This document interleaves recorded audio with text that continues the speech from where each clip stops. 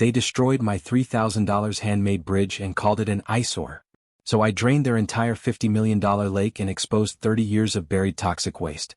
The HOA president who ruined my life? She's now serving federal prison time while her mansion sits worthless in a contamination zone. Before watching full story, comment below from where you watching. Also like and subscribe for more stories. They said my bridge was an eyesore. I said their $1 million secrets were about to become everyone's problem. 6 months ago I thought I'd found paradise. After my divorce, I used every penny of my settlement to buy a modest house at Willowbrook Lake Estates. The realtor called it luxury lakefront living. I called it my second chance. My house wasn't the biggest on the lake. That honor belonged to the mansion directly across from me, a sprawling $5 million estate with perfectly manicured gardens and a dock that looked like it belonged in a yacht club.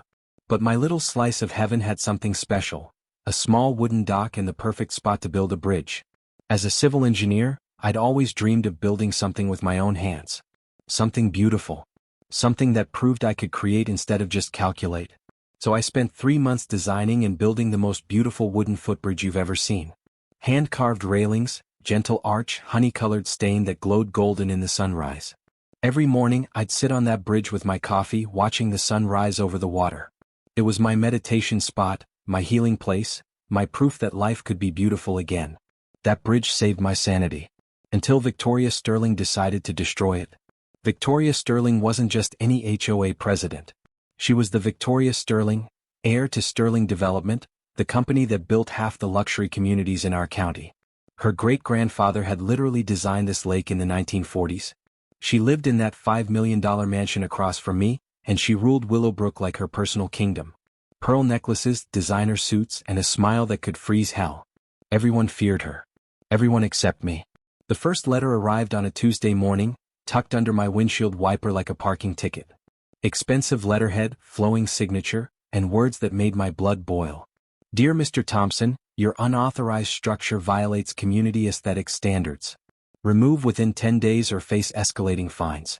Regards, Victoria Sterling, HOA President. I laughed. Actually laughed. Did this woman seriously think she could order me to tear down my bridge? I'd followed every county regulation, gotten every permit. My bridge was perfectly legal. I decided to handle this diplomatically. I called Victoria and arranged a meeting at her mansion. Big mistake. Victoria's living room looked like a museum. Everything white, gold, and intimidating. She served tea in cups that probably cost more than my monthly mortgage and spoke in that condescending tone rich people use when they're pretending to be reasonable. Mr. Thompson, she began, stirring her tea with surgical precision, I'm sure you understand that Willowbrook maintains certain standards. Your little construction project simply doesn't align with our community's aesthetic vision. I tried to reason with her. I explained the permits, the engineering specs, the months of careful work. I even offered to modify the design if she had specific concerns. Her response shattered any hope of compromise. This isn't a negotiation, she said, her polite mask finally slipping. This is Willowbrook Estates, not some backyard hobby camp. The bridge goes or you'll face consequences you can't imagine. The threat in her voice was unmistakable. This wasn't about aesthetics or community standards. This was about power. Pure, absolute power. I stood up, looked this entitled princess in her cold blue eyes, and said the words that started our war. Try me. Victoria's revenge was swift and brutal. I came home from work 3 days later to find my bridge reduced to splinters floating in the lake. A demolition crew was packing up their equipment while Victoria stood on her deck, arms crossed, watching my destroyed dreams like it was entertainment. She had the audacity to wave at me. Actually wave like she was greeting a neighbor at a barbecue. I stood there staring at the wreckage, 3 months of work, countless hours of careful craftsmanship, my healing place, all destroyed by a woman who had never built anything in her life except walls around her heart. That night, I waded into the shallow water and collected every piece of broken wood I could find. Using lumber from my garage, I built a simple sign and planted it exactly where my bridge used to begin. This bridge was destroyed by Victoria Sterling, ask her why. The sign was up for exactly 6 hours before another letter arrived. This time, the fine was $5,000 for unauthorized signage and environmental contamination. Environmental contamination. The broken pieces of my bridge that she had destroyed. That's when I realized Victoria Sterling wasn't just mean. She was dangerously clever. Victoria wanted to play games, I'd play. But first, I needed to understand the rules. I spent the next week researching everything about Willowbrook Lake Estates. Property records, HOA bylaws, construction permits, environmental reports. What I found made my engineer's blood run cold. Willowbrook Lake wasn't natural. It was man-made, created in 1947 by Victoria's great-grandfather's company. The lake was maintained by an aging dam system that hadn't been properly inspected in decades. More interesting, several residents had filed complaints about water quality issues over the years, complaints that had mysteriously disappeared from public records. My neighbor, old Mrs. Patterson, proved to be an unexpected ally. She'd lived here for 20 years and had stories that made Victoria's tyranny seem like a decades-long pattern. She fined me $800 for planting daisies instead of tulips, Mrs. Patterson told me over coffee. Said they disrupted the spring color coordination. But there's more, honey. Much more. Mrs. Patterson's husband had been on the original HOA board. Before he died, he'd given her a box of documents he'd hidden away. Documents that Victoria Sterling would kill to keep secret. Word of my bridge destruction spread through the neighborhood like wildfire. Not publicly, no one dared challenge Victoria openly, but in whispered conversations at mailboxes and secret text messages between allies. Mark Wilson had been fined $1,200 for installing the wrong shade of shutters. Lisa Chin received a violation notice for hanging laundry that was visible from the street. Tom Bradley got hit with $600 in penalties for having rust stains on his driveway. But the most shocking story came from Sarah Mitchell. 2 years ago, her teenage daughter had been swimming in the lake when she developed a severe rash that required hospitalization. When Sarah tried to get the lake water tested, Victoria personally intervened to block the testing, claiming it would create unnecessary panic and damage property values. These weren't just HOA violations. They were systematic abuse designed to maintain Victoria's control through fear and financial intimidation. The underground resistance was growing, but we needed something bigger. Something that would expose Victoria's secrets to the world. Mrs. Patterson's box of documents was a goldmine. Her late husband had documented everything: suspicious fish die-offs, strange chemical odors, and most damning of all, a 1989 engineering report that declared the lake's dam system structurally compromised and potentially dangerous. The report recommended immediate repairs costing $400,000. Instead of fixing the dam, the HOA board had simply buried the report and hoped for the best. For 34 years. But the smoking gun was a handwritten memo from Victoria's grandfather, dated 1990. Cheaper to manage public perception than address infrastructure issues. Maintain water levels to mask bottom conditions. Avoid unnecessary inspections. They weren't just hiding HOA violations. They were hiding an environmental disaster that threatened hundreds of families. I finally had my weapon. Now I needed a plan. My plan was elegant in its simplicity. If Victoria wanted to play with water, I'd give her more water than she could handle. As a civil engineer, I understood exactly how Willowbrook Lake worked. The water level was controlled by a spillway system at the dam, basically a giant drain that could be opened to release excess water downstream.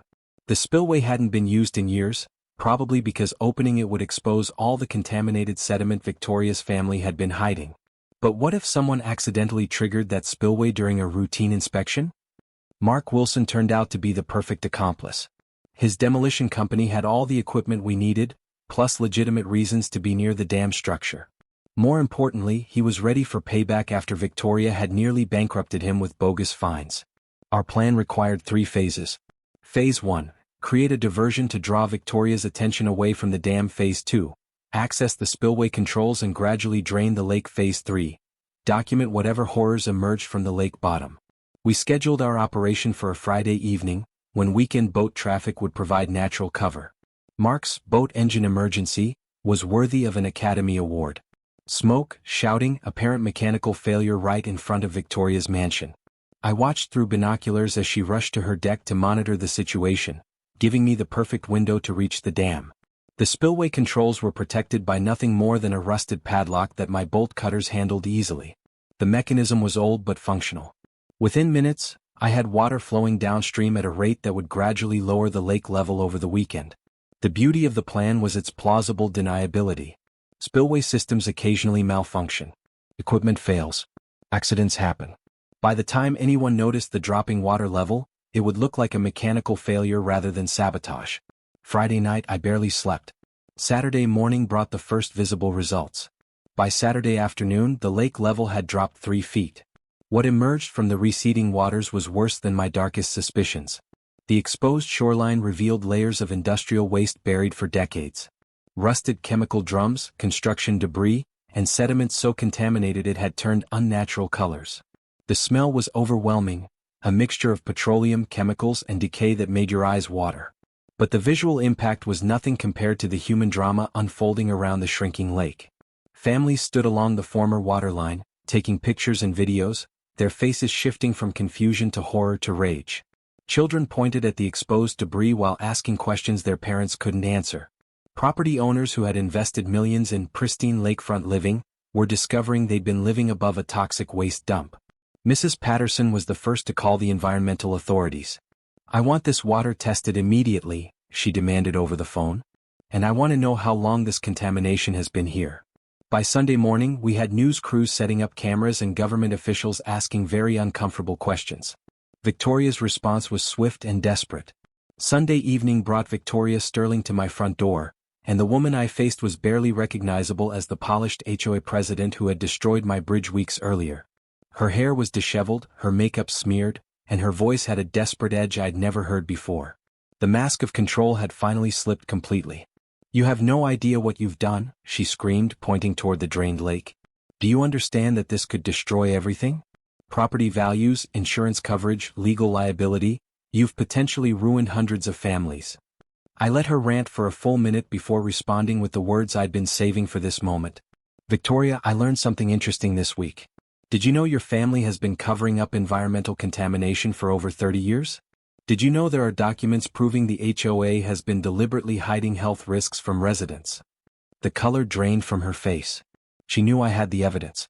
"You can't prove anything," she whispered, but her voice lacked conviction. I smiled and pulled out my phone, showing her photos of her grandfather's memo. "Want to bet?" Monday morning brought the legal avalanche I'd been expecting. Environmental lawyers, class action attorneys, federal investigators, and insurance adjusters descended on Willowbrook like locusts. The quiet suburban neighborhood became a legal battlefield with potential liability reaching hundreds of millions of dollars. The environmental testing results were devastating. Heavy metals at levels exceeding EPA safety standards by factors of 10. Organic solvents that posed serious health risks. Industrial waste that should have required specialized disposal decades ago. But the most dramatic development was Victoria's complete public breakdown during what became her final HOA meeting. Appearing disheveled and clearly exhausted, she made increasingly desperate attempts to control a narrative that had completely escaped her grasp. "This contamination is the result of recent illegal dumping by environmental terrorists," she declared, her voice cracking. "Mr. Thompson and his accomplices have deliberately poisoned our lake to serve their vindictive agenda." Mark Wilson's response destroyed her last shred of credibility. "Victoria, I have photographs dating back 15 years showing discoloration and debris in areas that are now exposed. This contamination didn't appear last week. It's been here all along, and you've been working very hard to keep it hidden." The room erupted. Decades of suppressed anger and fear finally found their voice. The federal investigation moved with shocking speed, partly because the evidence was overwhelming and partly because prosecutors wanted to send a clear message about environmental crimes in wealthy communities. Victoria ultimately pleaded guilty to federal charges of conspiracy to violate environmental protection laws and fraud related to concealment of contamination. She received a sentence of 3 years in federal prison and personal liability for $15 million in restitution. But the most satisfying moment came during her sentencing hearing, when the judge read a statement from Mrs. Patterson's family. "The defendant's actions didn't just threaten our property values. They threatened our health, our children's health, and the health of families who trusted community leadership to protect them." 3 former HOA board members also received federal convictions. Victoria's $5 million mansion, like every other property in the community, became essentially worthless until the contamination cleanup was completed, a process environmental experts estimated would take 5 years and cost over $100 million. 6 months after the lake was drained, I stood in the same spot where my original bridge had connected my yard to the water. But now I was looking out over a carefully managed environmental cleanup operation. The new bridge I'd built to replace the one Victoria destroyed was smaller and simpler than the original, but it served the same purpose, connecting my property to something larger and more permanent than artificial beauty created through deception. Several neighbors had asked me to help them design similar structures for their own properties. I'd found genuine satisfaction in building something useful and honest rather than fighting battles over power and control. The community that had been divided by Victoria's authoritarian leadership began coming together in unexpected ways, united by shared challenges and a common goal of rebuilding something better from the ruins of what they'd lost. The most unexpected development came 8 months after the crisis began. I received letters from 3 other HOA communities in different states, all dealing with similar issues of authoritarian leadership and potential environmental cover-ups. "Your courage in standing up to injustice has inspired people across the country," one letter read. "Would you be willing to share your experience and help other communities avoid the mistakes that led to your crisis?" Sitting on my new bridge that evening, reading those letters while watching the sunset over the remediation site that would someday be a properly maintained lake, I realized that the fight for justice never really ends. It just moves to new places where people need the courage to choose truth over convenience. Victoria Sterling had taught me that power without accountability always becomes destructive. But the community response had taught me that ordinary people can choose justice over self-interest when they're given accurate information and genuine leadership. The final chapter of the Willowbrook story is still being written as environmental cleanup continues and families slowly rebuild their lives and community. Property values may never fully recover, and some residents may never fully trust community leadership again. But something more valuable than financial security has emerged from the crisis. A neighborhood that values honesty, supports its most vulnerable members, and understands that real community strength comes from shared commitment to truth and justice rather than shared commitment to maintaining profitable illusions. As I finish writing this story, I look out over the muddy construction site where our lake used to be and smile. Victoria destroyed my bridge because it represented independence and resistance to her authority. But she inadvertently taught me that some bridges are worth building over and over again, no matter how many times powerful people try to tear them down. My original bridge was just wood and nails. The bridge I built from its destruction was something much stronger. A community willing to fight for truth no matter the cost. And that bridge will stand forever. The environmental cleanup at Willowbrook Lake Estates continues today. Victoria Sterling is currently serving her federal sentence. The lake is expected to reopen as a properly monitored recreational area in 2027. Property values remain uncertain, but community bonds have never been stronger. Sometimes the best revenge isn't getting even. It's building something better from the wreckage of what they tried to destroy.